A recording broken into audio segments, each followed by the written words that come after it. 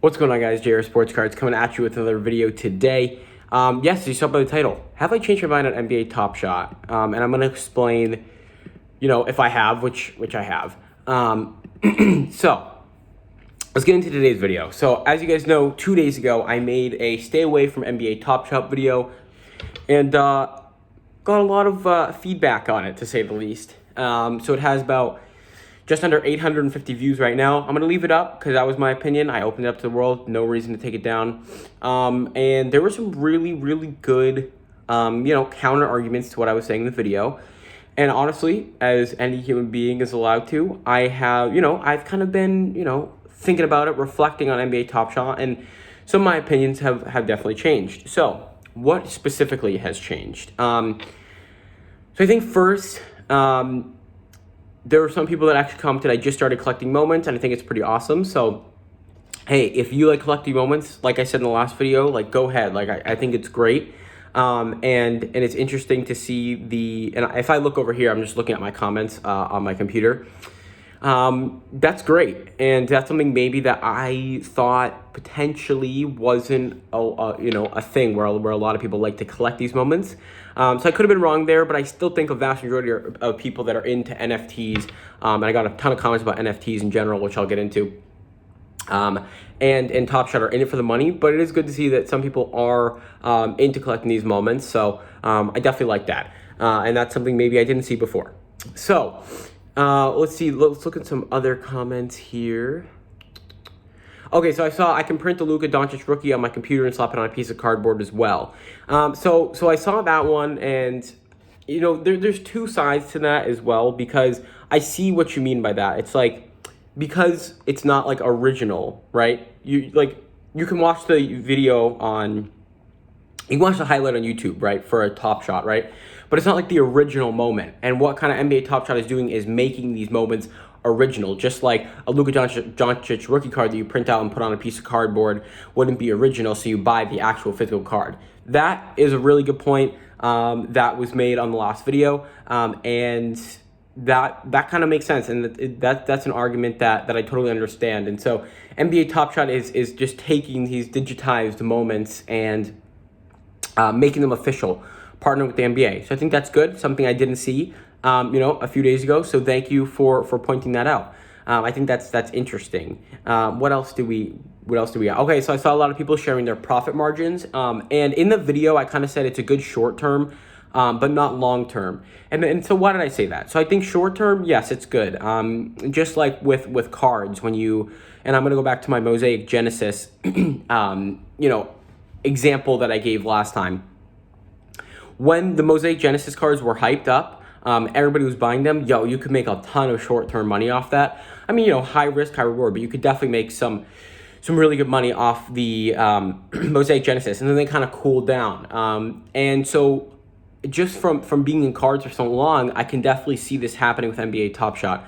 And again, maybe I'm wrong here, but yes, you can make money short term, maybe if you get it now. I just think it's risky to hold something long term. Now, of course, other comments that I got kind of surrounded Bitcoin. Nobody thought Bitcoin was valuable. I still think there's some sort of value there in the sense where you can transact with others. Now, I think a reply to one of those comments where people don't really use it for transactions much, but I think there's more value in Bitcoin compared to an NFT. And when NFT is a non-fungible token, so like digital art is an example of it, or digital cards, something like that. And so I think the Bitcoin has more actual value than these moments do. But again, interesting take, and I can see kind of how a lot of people didn't think they were going to pan out, and they actually panned out really well. So that was another good point. I saw no value is artificial in a sense where, good point, that no value is artificial because it's kind of what market demand. But there was a comment, I'm going to read it. So it says, it's partly correct. If you're talking about the conventional value, then yes, if people decide that tomorrow we want to eat cactuses, then they conventionally created a market for this product. But the utility value of a cactus as an edible product is close to none. That's the thing with this with this NBA Top Shot as well. With the classic sports card, you can show it to friends, you can post it on the wall, and you can own it physically. In 5 to 10 years, when Top Shot servers will get closed, which I don't know necessarily if that's true, you will have lost the amount of money you invested. So I don't know if I really want. I'm not even gonna get into Top Shot servers and everything because nobody can tell. You can't predict that. But it's an interesting point here, and kind of one that I was trying to get across my last video in a sense, where it's like you can eat cactuses, but the utility value, like how many utils you get, and like that's something you learn in like, you know, economics. It's like, what's the actual, you know, util value of purchasing an NBA moment? And I guess we don't know that, and it varies from collector to collector. And I'd be interested to kind of like get an overall value compared to, you know, any other type of collectible when it comes to NBA Top Shot. So I mean, interesting point there, interesting point. And again, I'm kind of split now, really. I don't think I've totally 360 to be like put all your money into you know, NBA Top Shot, but I can see how there is upside. I think in my video I was more focused on the cons. And kind of comparing it to sports cards. But again, that analogy where it's like you can print, but you want the original, really resonated with me in some of these comments. And that's kind of where, you know, my main, you know, change of opinion kind of came, or, you know, change of opinion is a good word. So again, I'm just kind of going through the comments here. Made lots of money, which is great. Short term, that's great. Let's see here. So one other person said the NFT market is currently bloated. However, digital collectibles are the future, loading when the prices drop. So this is something that I was also thinking about as reading through the comments. So I could definitely see something where we have, you know, really high bloated prices because of hype right now. Then we see a little dip, you know, coming down as less people get into it, and then we can see a long-term shoot. Really never thought about that way. I kind of thought it's so hyped that right now it's going to fall, and then these prices are never going to get back. But I could be totally wrong, because when you look at stocks like Snapchat, for example, they opened at like, I want to say 27 or 28. I could be wrong on that. I think it's 27 or 28 when they opened. They dropped all the way down to, you know, a $3 to $6 stock, and now it's all the way up in the 40s. So I think it's all the way up in the 40s right now. I know it was. Let's see here. Snap stock. Let's search that. It's at 57.43. So never mind. It's in the 50s. So something that was super hyped in the beginning, you know, is doing well, dropped. It took like a massive hit. It was kind of irrelevant, and now it's up to the, you know, in the 50s, $57.60 after hours of today. So I can definitely see that happening with prices dropping and then it going back up. And all right, so let's see, what else do we have here? I said, oh, can I disagree that as a younger person, have these moments is actually dope? I got in for the money, but now I just buy moments because I think they're cool. Great point. Again, I don't know if that's the whole market. Maybe I can't gauge that. Maybe it's too early to gauge that. But I do think a lot of people are in it for the money. But of course, a lot of people are in sports cards for the money. So maybe creating like hybrid collectors of moments. So some moments you save and then some moments you flip, because that's exactly what I do with sports cards. So that's a good point.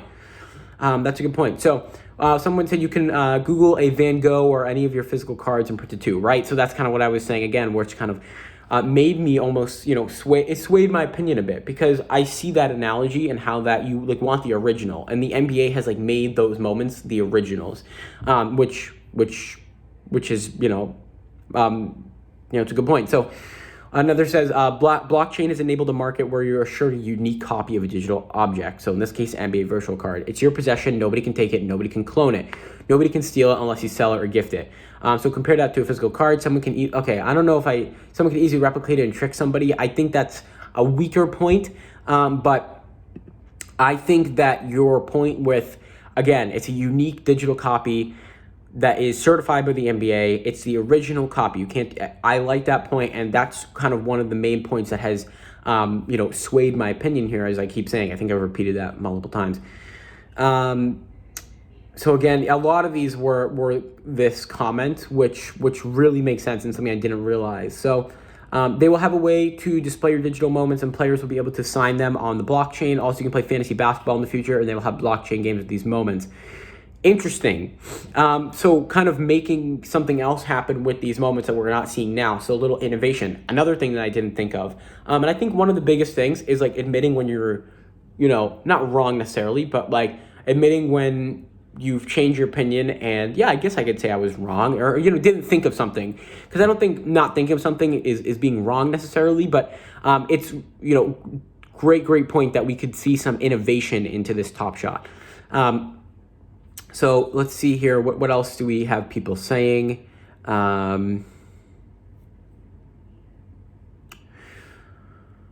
We got another Bitcoin comment, which totally makes sense. A lot of people said I was mad that I didn't get into it earlier. I'm still not going to get into Top Shot. I'm personally, I don't know, it just doesn't interest me really. I really like sports cards, as I got a lot of comments saying my life revolves around sports cards, which is kind of funny.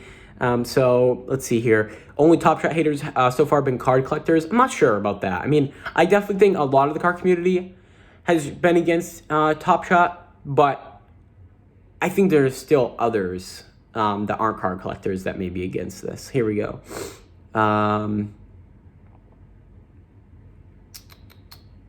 Yeah, I mean, okay, so another, these cryptos are backed by the NBA. So overall, I think just, again, to repeat it one more time, the main point where it's like, you want the original copy, and the value of these moments are from the original copy from the NBA. And if the NBA is promoting it and the NBA gets a cut of the money, then maybe I'm super wrong. Again, now my opinion has kind of changed to what I've seen in the trend of cards. For example, when there's more supply, because as packs get open, there's obviously gonna be more supply, right? And this is what I'm gonna use the analogy for my sports card collector. So Optic Football. When Optic Football comes out, it's super hyped up. Prices are insane. I mean, Justin Herbert rookies we're going for $300-400 for base rookie. Now there's been more product opened. Prices are going to be going down, right? And until the supply of Optic of 2020 stops, prices are going to go down. And then once Optic 2021 comes out, then prices are going to begin to go back up because less supply. And you can't really gauge demand too much. I mean, demand could go down, but you're going to probably see a lot of demand, especially with the rookies that we have in this class. And it's interesting to see that this could be happening with NBA Top Shot Series 1 cards, which was another comment, which was when Series 1 stops and they stop making Series 1 moments, then people will be getting into Series 2 moments, and the value of Series 1 moments will go up because they're not putting any more out, which is also a really fantastic point. But guys, I hope you enjoyed listening to this video and kind of why I changed my mind on NBA Top Shot. Again, let me know what you guys think down in the comments below. I said that last time. I got a lot of hate on the last NBA Top Shot video, but that's what you got to expect when you put your opinion out there. Not everybody's going to agree with you, especially if it's an unpopular opinion. So you just gotta roll with the punches. But yeah, let me know what you guys think about this video. And I really do appreciate everybody giving feedback on the last video. And opening my mind up to NBA Top Shot. I still don't think I'm gonna be investing in it, and maybe I'll regret that. As a lot of people said, maybe I will. But who knows, guys? I'm gonna leave you guys there for today. Peace out.